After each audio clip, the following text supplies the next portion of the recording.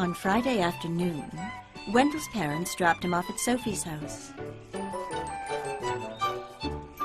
"Wendell's going to spend the weekend with us," said Sophie's mother, "while his parents visit relatives out of town." "Oh, boy," said Wendell. Sophie didn't say anything.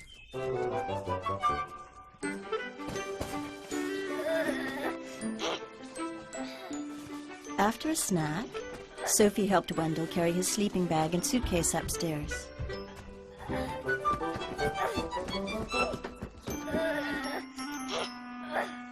"Well, what are we going to do now?"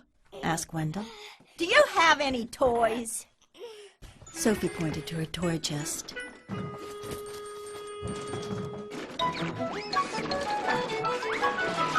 "Is that all you've got?" said Wendell. "I've got 1,000,000 times more than that. What else is there to do around here?"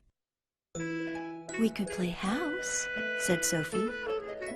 "Only if I can make the rules," said Wendell.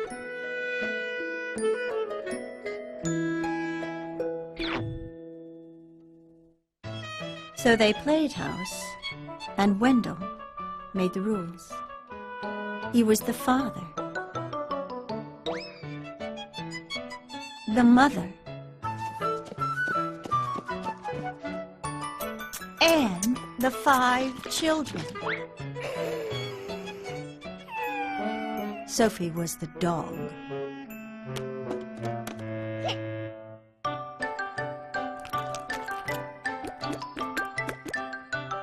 Then they played hospital. Wendell was the doctor, the nurse, and the patient. Sophie was the desk clerk. When they pretended they worked in a bakery, Wendell was the baker, and Sophie was a sweet roll. "Isn't this fun?" said Wendell. Sophie didn't say anything. At dinner, Wendell said that he was allergic to anything green, so he didn't have to eat his vegetables. And then, when Sophie wasn't looking, he scooped the whipped cream off her dessert. "When is Wendell leaving?" whispered Sophie. "Soon," said her mother. "Soon," said her father. After Sophie's parents tucked Sophie in her bed, zipped Wendell in his sleeping bag, kissed them both, and turned off the light, Wendell grabbed his flashlight and shone it right into Sophie's eyes. "See you tomorrow," he said, smiling. Sophie shut her eyes. "I can't wait for Wendell to go home," she said to herself. On Saturday morning, when Sophie woke up, there was a lumpy blue monster jumping up and down on her bed. It was Wendell. She felt something pinch her leg at breakfast. It was Wendell. She heard scary noises coming from the broom closet. It was Wendell. Wendell used Sophie's crayons and left them on the porch, so they melted. At lunch, Wendell finger-painted with his peanut butter and jelly. "Isn't this fun?"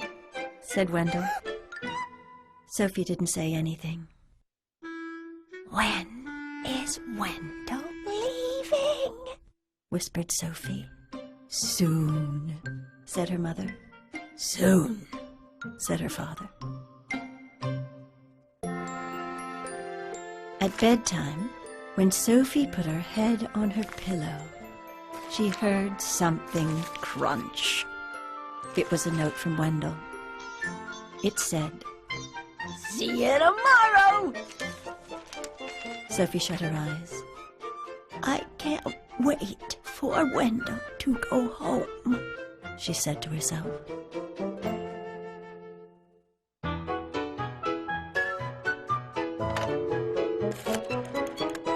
Before Wendell's parents picked him up on Sunday morning, he tried to make a long-distance call. Operator. Is this the North Pole?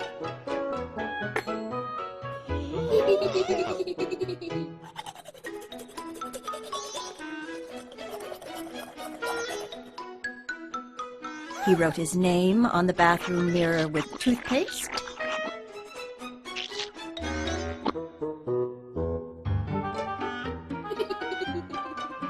And he gave Sophie a new hairdo with shaving cream.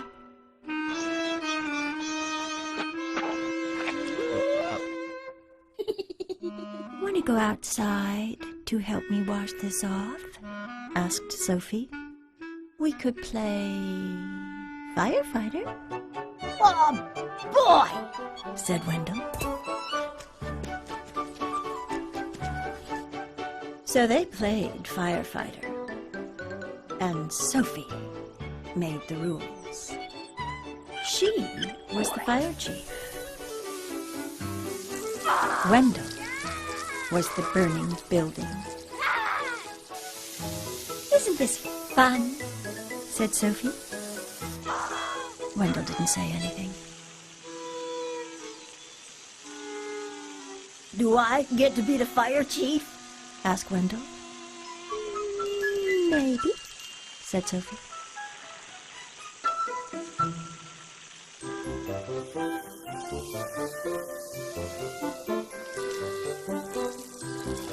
Soon Wendell and Sophie didn't care who was the fire chief or who was the burning building. "Time to go," said Sophie's mother. "Time to go," said Sophie's father. "Already?" said Wendell. "Already?" said Sophie.